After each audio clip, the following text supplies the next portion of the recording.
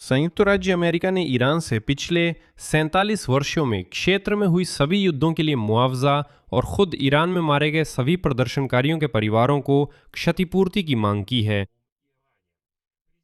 America के राष्ट्रपति Donald Trump ने ईरान द्वारा शांति समझौते के लिए रखी गई शर्तों के जवाब में अपनी खुद की मांगें रखीं। तेहरान को लोगों के लिए मुआवजा देना होगा जो युद्धों, हमलों और प्रदर्शनों के दौरान मारे गए। और उसी सोमवार को होर्मुज जलडमरू मध्य से होकर जहाजरानी यातायात, जब ये बयान आया, ठप हो गया।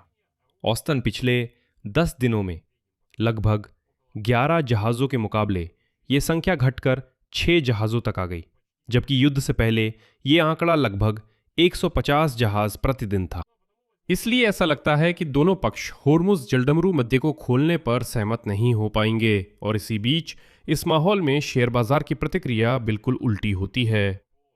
ये उल्टी दिशा में जाता है और कुल मिलाकर बढ़त के साथ खुलता है। तो आइए समझते हैं कि ट्रंप ने असल में क्या कहा, बाजारों ने इस पर दोहरी प्रतिक्रिया क्यों दी और आगे होर्मुज जलडमरू मध्य, तेल की कीमतों और पूरे मध्य पूर्व की स्थिति को लेकर हमें क्या उम्मीद करनी चाहिए। इस एपिसोड में ताज़ा अपडेट्स है। मेरा नाम अलेक्सई पेचिए है। आइए समझते हैं, लेकिन शुरू करने से पहले आपसे अनुरोध है कि इस चैनल को सब्सक्राइब करें। हम 3 लाख सब्सक्राइबर के आंकड़े की ओर बढ़ रहे हैं, इसलिए मैं आपका आभारी रहूंगा आपकी हर एक सब्सक्रिप्शन के लिए। यह आपके 1 सेकंड का समय लेगा, लेकिन ये बहुत ही महत्वपूर्ण है। तो याद है हमने आपके साथ चर्चा की थी कि एक दिन पहले ईरान ने संयुक्त राज्य अमेरिका के सामने कई मांगों की एक पूरी सूची रखी थी, जिनके पूरा होने के बाद ही वो होर्मुज जलडमरू मध्य को वाणिज्यिक जहाजरानी के लिए खोलने को तैयार हैं।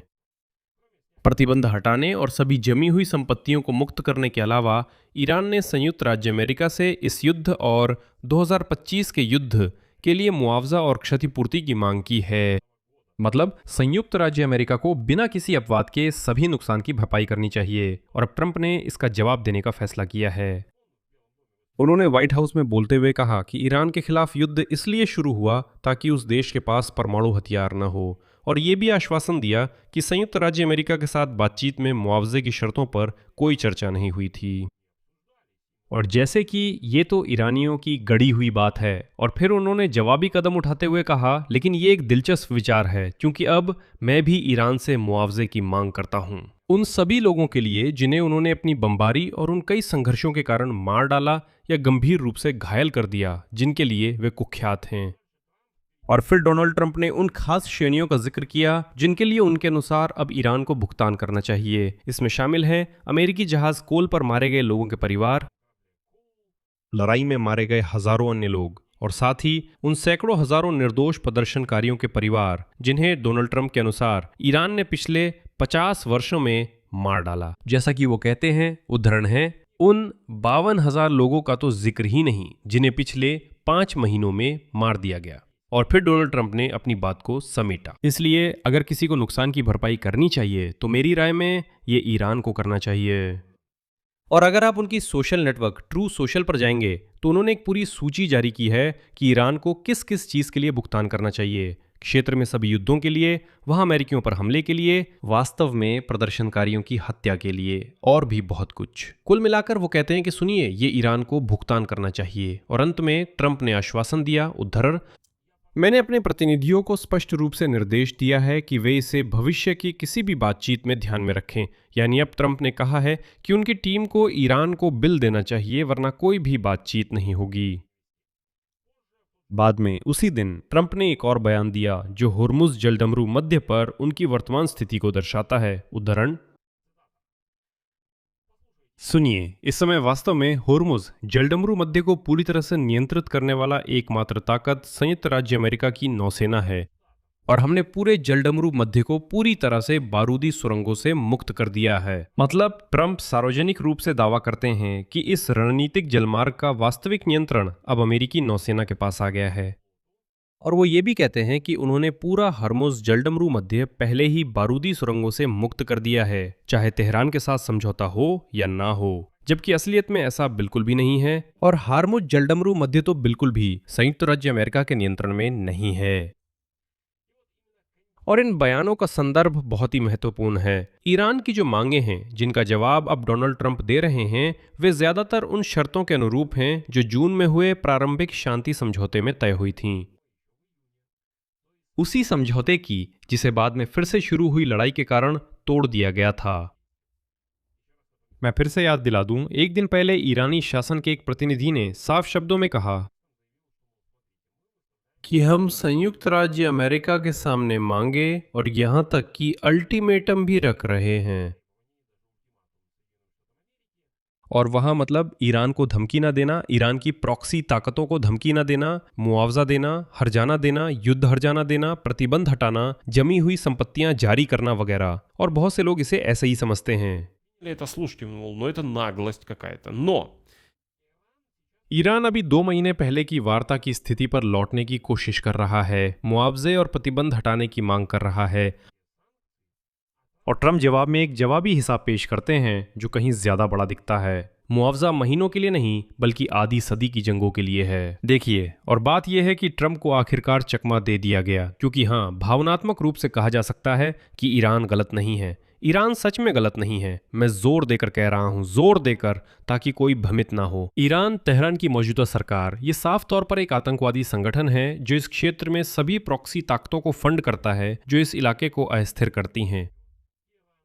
ईरान वही देश है जिसने यूक्रेनी बोइंग विमान को गिराया था। यही वो देश है जो रूस को यूक्रेन के खिलाफ युद्ध में मदद करता है। इसलिए मुझे ईरान को लेकर कोई गलतफहमी नहीं है। ऐसा मत सोचिए कि मैं ईरान का समर्थन करता हूं, बिल्कुल भी नहीं, नहीं। लेकिन आप जानते हैं, जब सवाल उठता है कि पीची किसका समर्थन करता है, जब आप ये सवाल पूछते हैं कि आखिर वो किसका समर्थन करता है, तो इसका मतलब है कि मैंने अपना काम बहुत अच्छे से किया है। तो चलिए अब मुद्दे पर वापस आते हैं। और ट्रंप को चकमा दे दिया गया, क्योंकि समझौता ज्ञापन में जिस पर डोनाल्ड ट्रंप ने 17 जून को ईरान के साथ हस्ताक्षर किए थे, वास्तव में उसमें एक बिंदु था। मैं याद दिला दूं कि संयुक्त राज्य अमेरिका और उसके सहयोगी ईरान के पुनर्निर्माण के लिए $300 अरब का निवेश कोष बनाने के लिए बाध्य हैं। याद है? यही बात ईरान युद्ध में हुए नुकसान की भरपाई कहता है, और ट्रंप ने उस समय इस शर्त पर हस्ताक्षर किए थे। इसलिए ईरान अब याद दिला रहा है कि सुनिए, वहां ऐसी शर्त थी, इसलिए आपको भरपाई करनी होगी। हर्मुज़ जलडमरू मध्य में वास्तविक समुद्री स्थिति ये साबित करती है कि असल में कोई समझौता नहीं है। नौवहन के आंकड़े दिखाते हैं कि सोमवार को जलडमरू मध्य से गुजरने वाला ट्रैफिक गिरकर 6 जहाजों तक रह गया, जबकि पिछले 10 दिनों का औसत लगभग 11 जहाज था। मंगलवार तक कंपनी KPLER के अनुसार जलडमरू मध्य में कच्चा माल ले जाने वाले 4 जहाज दाखिल हुए, जिनमें 2 खाली टैंकर भी शामिल थे जो पेट्रोलियम उत्पादों के लिए थे। वहीं 2 जहाज बाहर निकले, जिनमें एक छोटा टैंकर था जो तरलीकृत गैस ले जा रहा था, और एक अन्य जहाज था जिसमें अवशिष्ट ईंधन तेल था। तुलना के लिए, युद्ध से पहले के समय में इस जलडमरू मध्य से आमतौर पर रोजाना 130 से 140 जहाज गुजरते थे, अब सिर्फ 6। लेकिन ट्रंप के शब्दों में आप ये मुख्य बात कभी ना भूलें, अमेरिकियों का इस जलडमरू मध्य पर पूरा नियंत्रण है। और यहीं पर एक दिलचस्प स्थिति बनती है, क्योंकि ऐसे दिखने में तो एक तरफा और चिंताजनक माहौल में वित्तीय बाजारों की प्रतिक्रिया एक जैसी नहीं है। सोमवार को जैसे ही ट्रंप ने मुआवजे की जवाबी मांग रखी, तेल के फ्यूचर्स 5% से ज्यादा उछल गए, और विशेषज्ञों ने तुरंत ही कहा कि वे निकट भविष्य में तेल की कीमत $80 प्रति बैरल से नीचे जाने की उम्मीद नहीं करते, जब तक कि कोई अप्रत्याशित घटना न हो। अगर अचानक किसी समझौते की घोषणा हो जाए जिससे हॉर्मुज़ जलडमरू मध्य खुल जाएगा, क्योंकि तेल बाजार में संतुलन लगातार और सख्त होता जा रहा है। सोने की कीमत इसके विपरीत मंगलवार को सत्र के दौरान पहले गिर गई, हालांकि इसने 2 महीने से भी ज्यादा का उच्चतम स्तर छू लिया था। तेल की कीमतों में बढ़ोतरी और ये आशंका कि अमेरिका में महंगाई और ब्याज दरें तेल की कीमतों के कारण ऊंची बनी रह सकती हैं, आखिरकार निवेशकों को सुरक्षित संपत्ति यानी सोने से बाहर ले गईं। लेकिन जो बात खास है वो ये है कि सबके बावजूद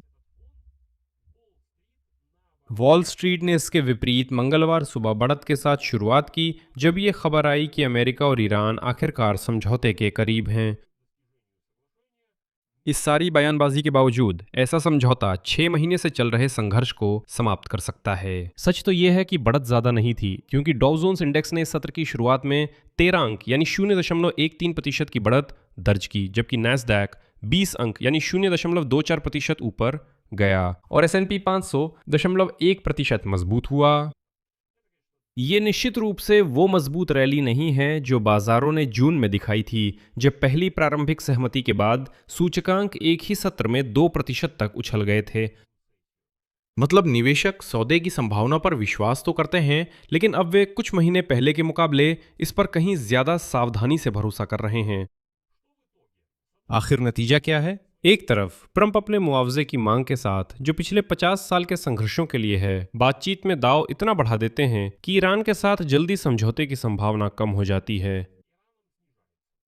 खैर, ये कल्पना करना मुश्किल है कि तेहरान ऐसे शर्तों पर सहमत होगा, वैसे ही जैसे ये भी कल्पना करना मुश्किल है कि संयुक्त राज्य अमेरिका ईरान को मुआवजा देने के लिए राजी होगा। इसलिए जब ऐसी जवाबी शर्तें रखी जाती हैं तो ऐसा लगता है कि निकट भविष्य में कोई समझौता होने की संभावना ही नहीं है। इस बीच होर्मुज जलडमरू मध्य से जहाजरानी लगभग पूरी तरह से ठप हो गई है। एक दिन में आमतौर पर 150 जहाजों के बजाय अब सिर्फ 6 जहाज ही गुजर रहे हैं। दूसरी ओर खुद डोनाल्ड ट्रंप ने साथ ही ये भी कहा है कि जलडमरू मध्य अब वास्तव में अमेरिकी नौसेना के नियंत्रण में है और यहां तक कि इसे बारूदी सुरंगों से भी मुक्त कर दिया गया है। मतलब व्यवहार में ऐसा लग रहा है जैसे मामला पहले ही सैन्य तरीके से सुलझा लिया गया हो, चाहे सांसदों का फैसला कुछ भी हो। और यहीं पर सबसे महत्वपूर्ण बात सामने आती है जिस पर मैं आप सबसे ज्यादा ध्यान देने का अनुरोध करता हूं। अमेरिका के पूर्व विदेश मंत्री माइक पोम्पेयो ने आज साफ तौर पर कहा कि ईरान अमेरिका के साथ संघर्ष को बढ़ाने के लिए तैयार है ताकि कांग्रेस चुनाव के नतीजों को प्रभावित किया जा सके। यानी ईरान कांग्रेस के मध्यावधि चुनाव में रिपब्लिकन पार्टी की हार में रुचि रखता है और वह इसके लिए हर संभव कोशिश करेगा। इस लक्ष्य को हासिल करने के लिए आगे उद्धरण है पोम्पेयो। वे अच्छी तरह समझते हैं कि चुनाव नजदीक आ रहे हैं और वे बहुत चाहते हैं कि राष्ट्रपति ट्रंप ये चुनाव हार जाएं। हमारे पास कभी ऐसा राष्ट्रपति नहीं था जिसने उनकी सेना पर इतनी कड़ी कार्रवाई की हो। कोई भी पिछला राष्ट्रपति ना तो रिपब्लिकन और ना ही डेमोक्रेट इसके लिए तैयार नहीं था। इसलिए वे चाहते हैं कि इन चुनावों में कोई और विजेता बने। इन परिस्थितियों में ईरान निकट भविष्य में अमेरिका और फारस की खाड़ी के देशों दोनों के खिलाफ संघर्ष को बढ़ा सकता है ताकि तेल की कीमतों में वृद्धि को उकसाया जा सके और यह दिखाया जा सके कि वॉशिंगटन स्थिति को नियंत्रित नहीं कर रहा है। मैं अपनी तरफ से जोड़ना चाहूंगा और फिर मध्यावधि चुनावों के बाद ये उम्मीद की जा सकती है कि सत्ता में थोड़ा सा बदलाव आएगा। संयुक्त राज्य अमेरिका में डेमोक्रेट्स प्रतिनिधि सभा में बहुमत हासिल कर लेंगे, वे दबाव बनाना शुरू कर देंगे और ऐसा माना जाता है कि तब कुछ नई शर्तों पर समझौता किया जा सकता है। संभवतः यही ईरान की पूरी रणनीति है। यहां मैं विराम लगाऊंगा। अपनी राय, अपने निष्कर्ष इस एपिसोड के नीचे कमेंट्स में लिखें। चैनल को सब्सक्राइब करें, बेल आइकन दबाएं और लाइक करना ना भूलें। बस इतना ही। अपना ख्याल रखें। सबको अलविदा। अलविदा।